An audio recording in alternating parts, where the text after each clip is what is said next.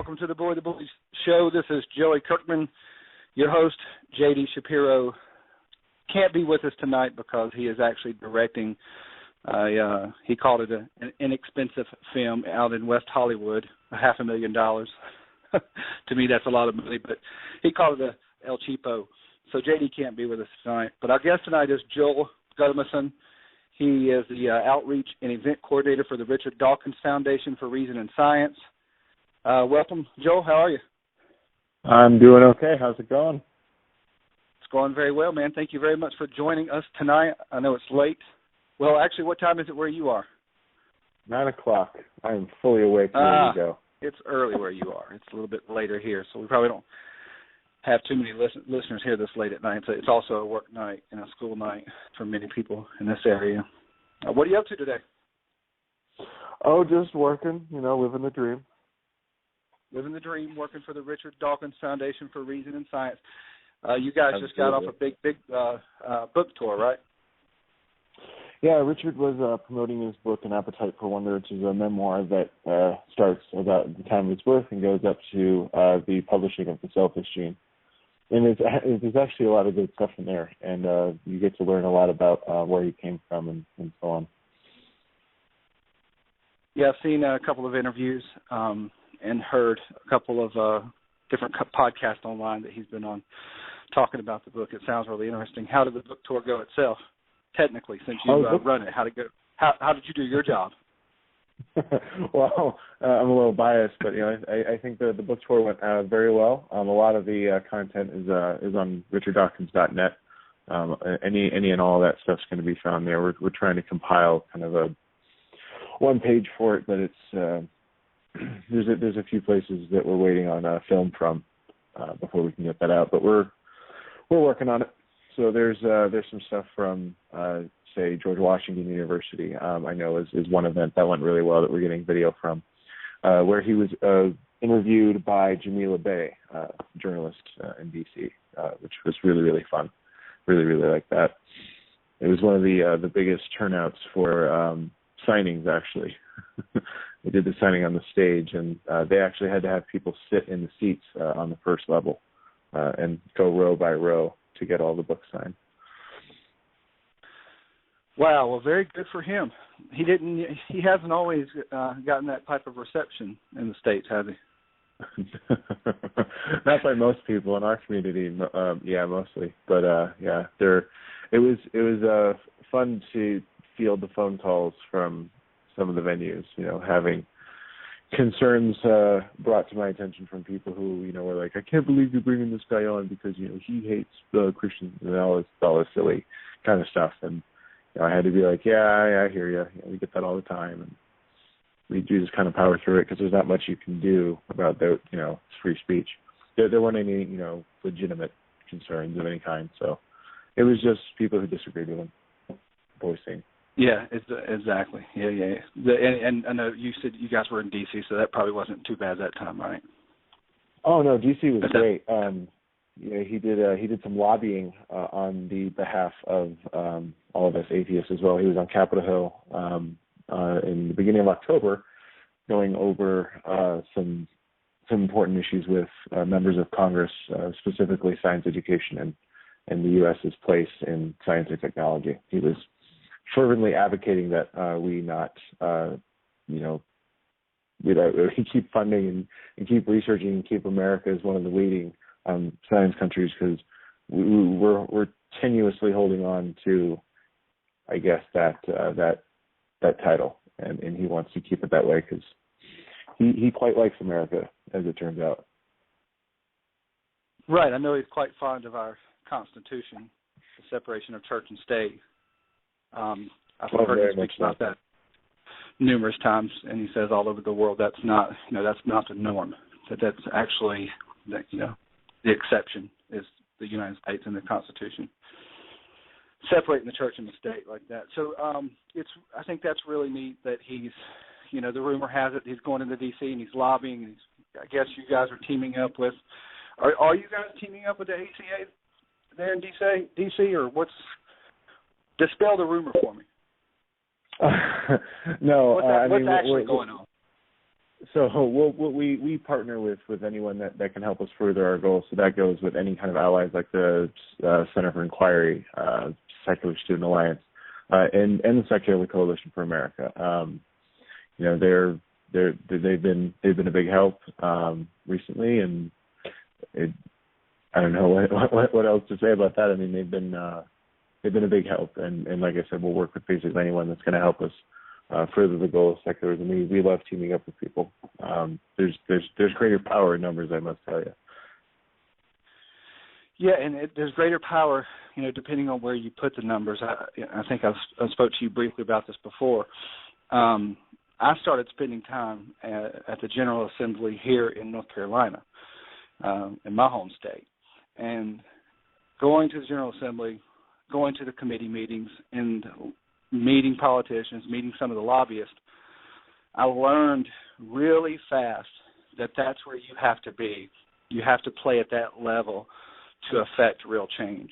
So it's really, I think, if the atheists, agnostics, skeptics move, if we're growing in that direction and we actually have a lobby out there, like the Richard Dawkins Foundation, every atheist and every agnostic and every skeptic and every anti-theist listening should definitely support it, because that's really where the change is made. Because most people debating, politics on Facebook or on Twitter, they don't have a clue how the game is played.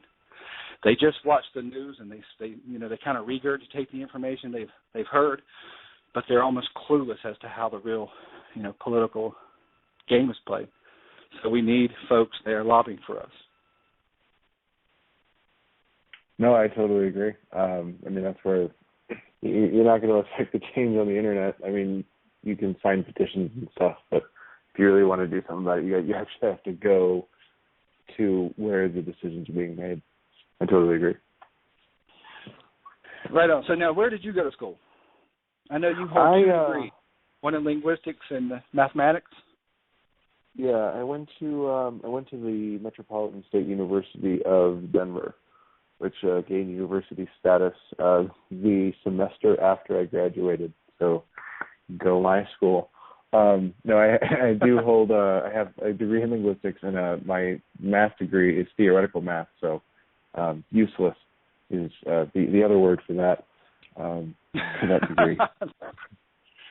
I mean, I know a lot of. I don't know about that. We did a lot of. You have a job. Hey, now.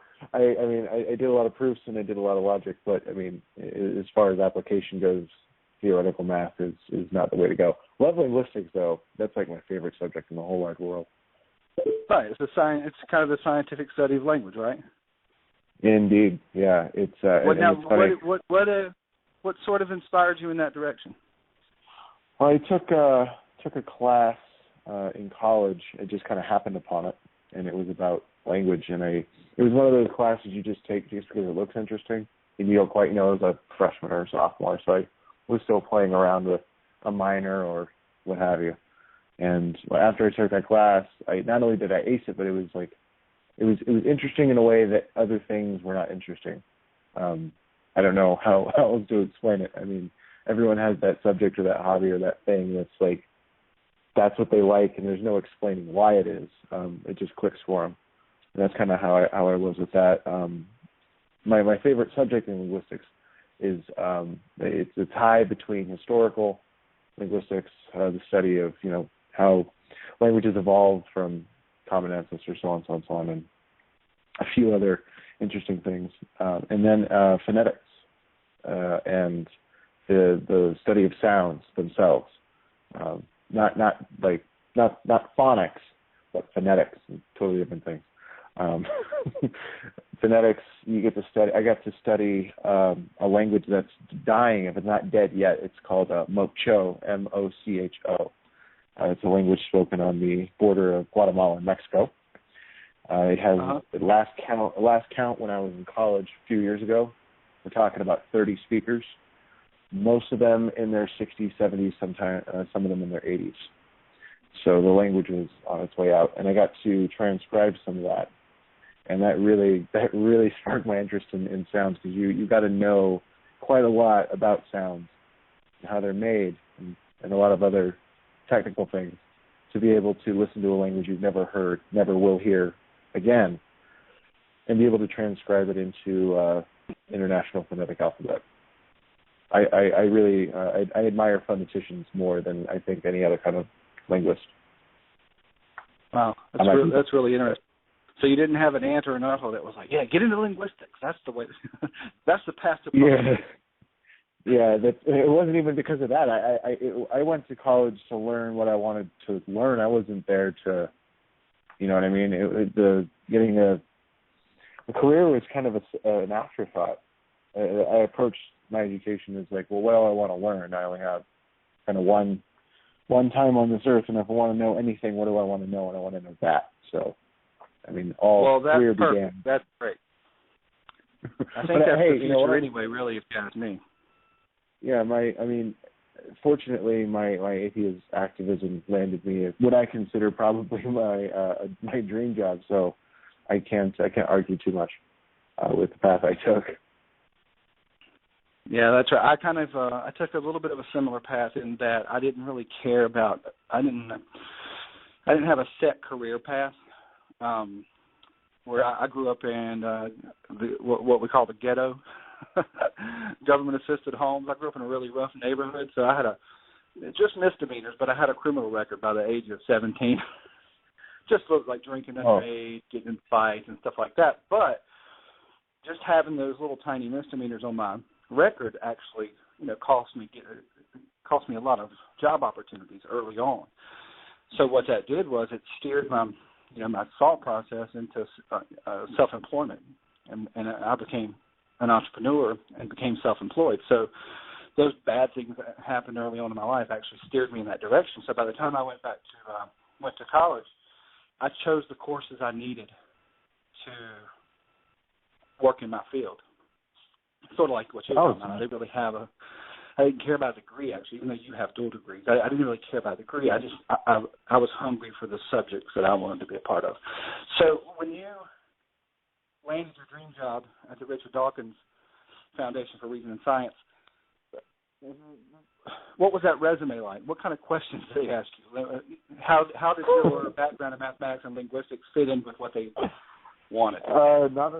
Well, I mean, just that I was able to go to college, discipline myself, and got know things. But aside from that, I mean, what they really looked at was the fact that, I've had so much experience just in the movement and doing movement things, as it were. I was a president of my student group in college. And then when push came to shove earlier this year, Richard was coming to Denver.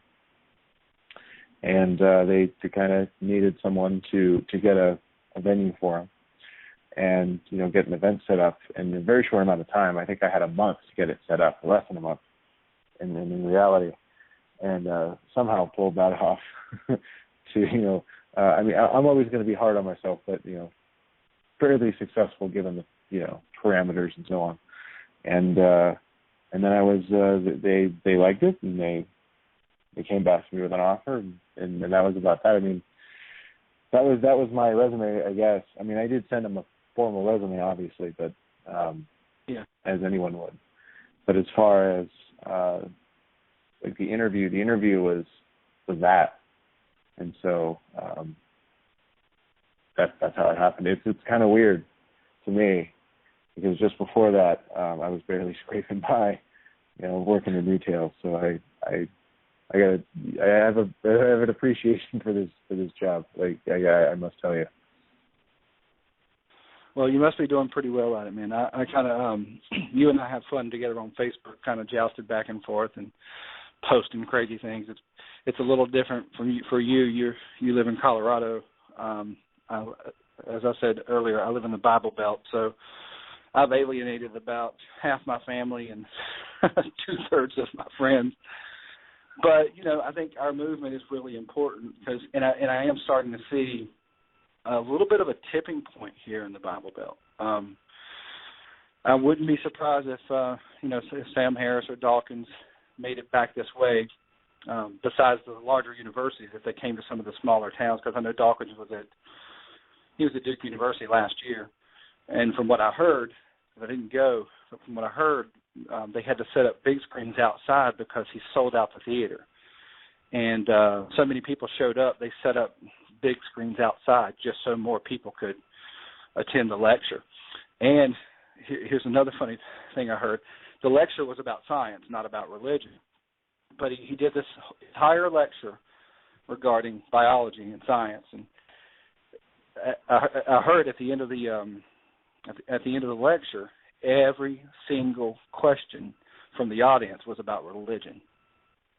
And I think there's a lot of people here, that's the tipping point I'm starting to see, is that a lot of people here are actually either coming out of the closet, backing out of fundamentalism at least, and becoming more moderate Christians, or they're just kind of saying, you know what, I'm sort of a deist now.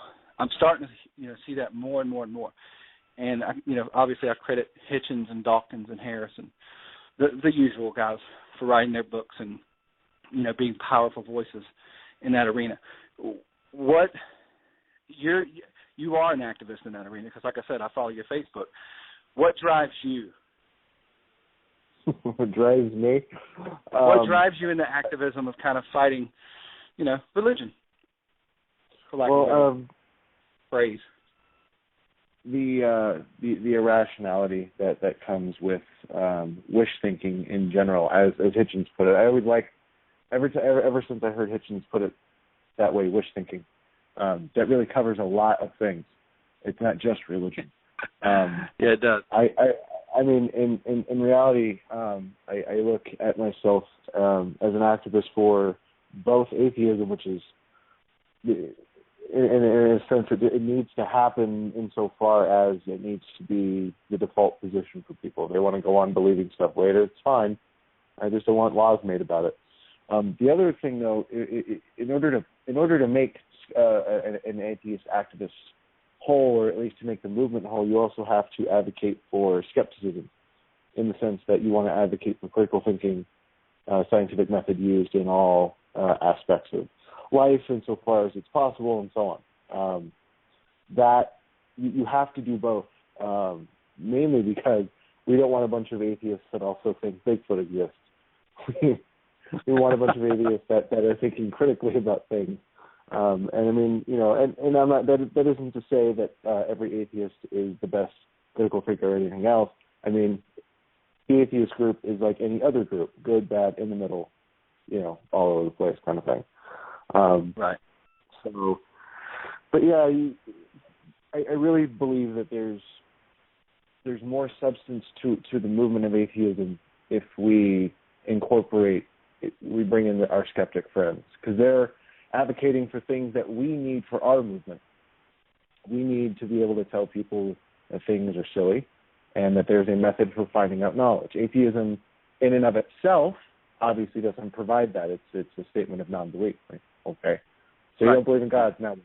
So at least insofar as having a toolbox of things to bring to bear to the situation, I really think skepticism is going to help atheism big time, and vice versa. The less people that believe in God that also don't believe in aliens abducting them, it's a good thing. We need more rational people. And if I can just interpose for a second, Dawkins is he does a really good job of driving home truth. People will ask him all sorts of questions, about karma, what about this, what about that? He's like, well, I just want to know if it's true. It's not that I'm trying to necessarily fight every religion. He's not trying to fight every fight there is to have. He just wants to know if something's true. And so I really love the fact that he's making the scientific method more palatable for the layperson in his recent conversations. He's speaking more on a level that, like, people, I'm one of those people. He's speaking more on a level that people here in the Bible Belt can understand.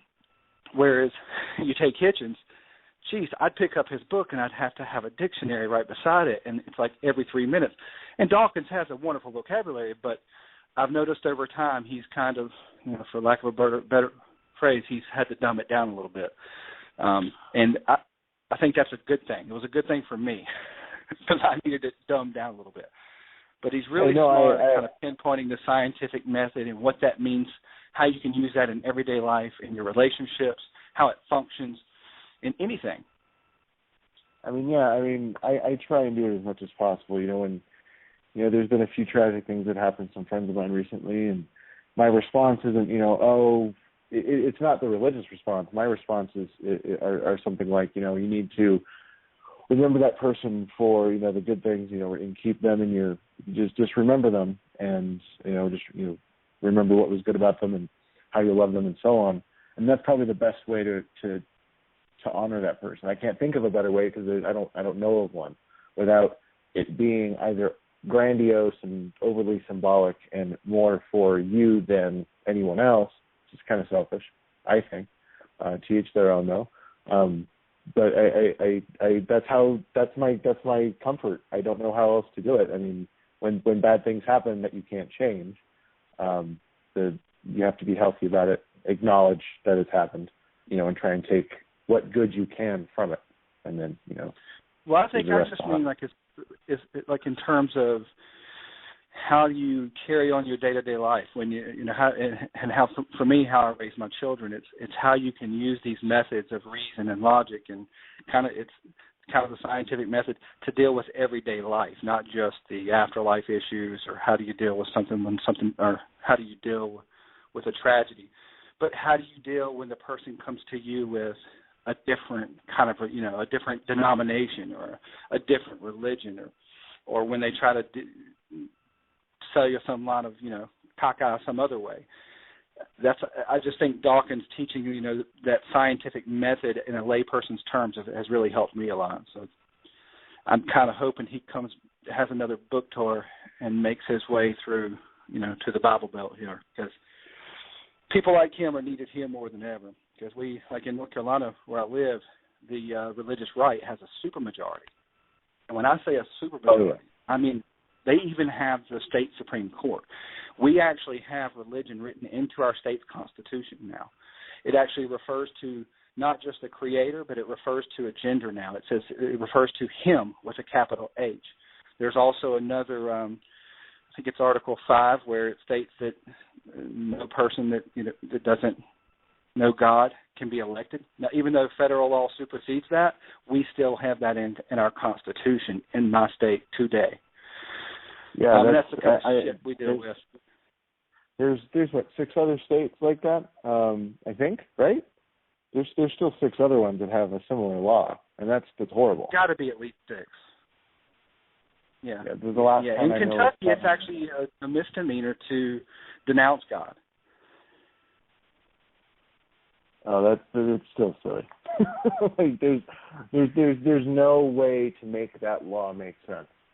I mean, let's put it this way: you go to any Christian and you ask them, "Hey, would you support a law that said no Muslim or no Christian could be elected?" And of course, they're going to say no. And you say, "Okay, so why can't you apply that standard to other people?" What is the problem with being consistent? Yeah. And the answer is always special pleading, or at least most of the time it's special pleading. Well, our religion's the right one. Okay, I heard you. I've heard you 100 times say that, and you've yet to prove it. But okay. Anyway, you can pass that off. I'll tell you, if you spend time here at the General Assembly, if you ever get a chance to, I mean, you see it already, but I've been to committee meetings where they're talking about environmental issues, and you have a religious right person, and I've heard it with my own ears, where they negate the environment because Jesus is coming back soon, and that wasn't even the worst moment. When that happened, when that person said that, I was obviously in shock. But what crushed me was the here's that he got, the agreement, the people in agreement that was in this room, and I just thought this state has become the Twilight Zone. And it kind of brings us back full circle. It's why it's so important for non-believers, atheists, agnostics, skeptics, or Christians who believe in the separation of church and state, who understand why that's important, because it protects, both the church and the state. It's important for us to have a voice with the politicians at a lobbying level. You guys have a newsletter that you put out. How can people subscribe to that? And not only that, but tell us why that's important. Well, right now we're going to start building a huge database, and we want people that can help us take some action and be ready to be informed about taking action, and that's what the newsletter is really going to help signing up for that. You're also going to get Save Our Secularism alerts, which will give you the opportunity to help us fight specific things. The most recent one we did was about the vaccine outbreak in Texas, which was absolutely awful. I don't know if you heard, there was yes. A pastor, the pastor down there, I think it was Kenneth something, that guy, I mean, I don't even want to really mention his name because he's kind of slimy, going up and telling people to not get their vaccines, because it causes autism. And of course they were backpedaling, and their PR was, I mean, it was so funny to watch their PR lie to everybody when the reports are completely opposite.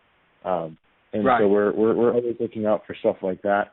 So the newsletter is going to be the way to not only stay up on RDF kind of stuff, like what's happening with the foundation and what projects we're working on and what's coming up and what's new, but you're also going to be able to stay on top of the issues that are affecting us here and eventually kind of worldwide.